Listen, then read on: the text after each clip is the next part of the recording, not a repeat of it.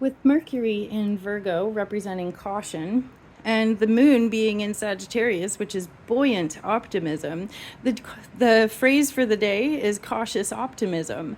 Mercury in Virgo was definitely hard to get used to, especially Monday. It was kind of like a holy crap, back to the grind, better pay attention to the details. But now that we have a little bit of positive, healthy momentum going, today should be a bit easier. You know, you may feel like you're herding cats. These are not cats, but that's what it makes me think of.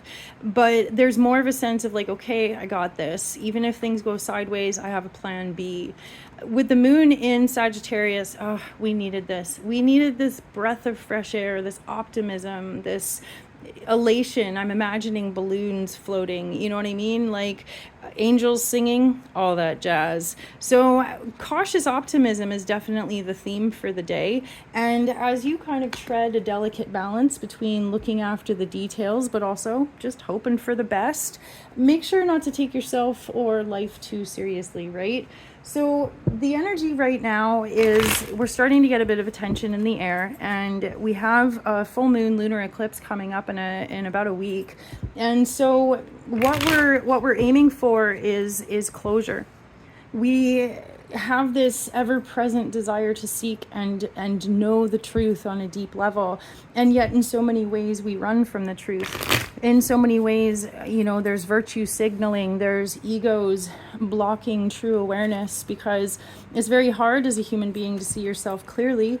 But the two cards that we have today, Temperance and the Seven of Swords. So major arcana cards represent a greater karmic theme at play, like a chapter of development that we're going through. And the minor arcana cards represent the details in which these karmic themes are playing out. Now, the karmic theme right now is temperance. Temperance is cautious optimism.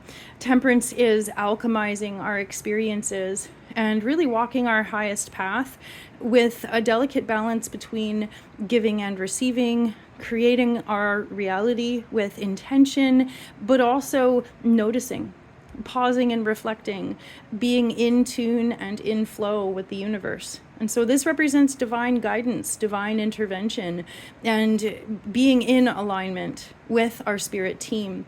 Now, the Seven of Swords, we have somebody walking this way, but looking this way. And it looks as though they have stolen some swords from the circus tent, and now they're running off before anybody sees. Seven is a number of divinity, and this card asks us, is there divinity, honor, respect within your communication, within your headspace? And what do your actions say about your intentions?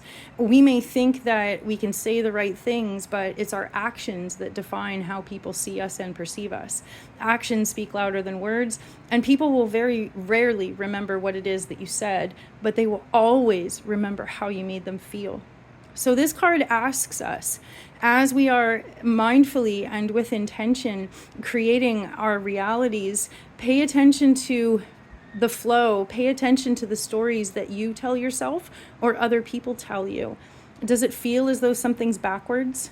Does it feel as though you're making backwards progress? You really have your sights set on one thing, but you seem to be going backwards? Then ask yourself, am I fully aware? Am I really, really honest with myself? Or is the person in my life that I can't figure out, are they being honest with me? So these are interesting cards. We're definitely treading a balance of cautious optimism. And also, you know, this card makes me think about when we don't feel safe, we don't fully communicate. And so there's a great book out there. It's intended for parents, but honestly, every human should read it. It's called How to Speak So People Want to Listen, or children, and How to Listen So People Want to Talk. And that's definitely the vibe here, right? What kind of reality am I creating? What kind of energy and intentions am I setting? And do my actions match my words? So, deep thoughts for a Tuesday. Hope you guys are doing well out there.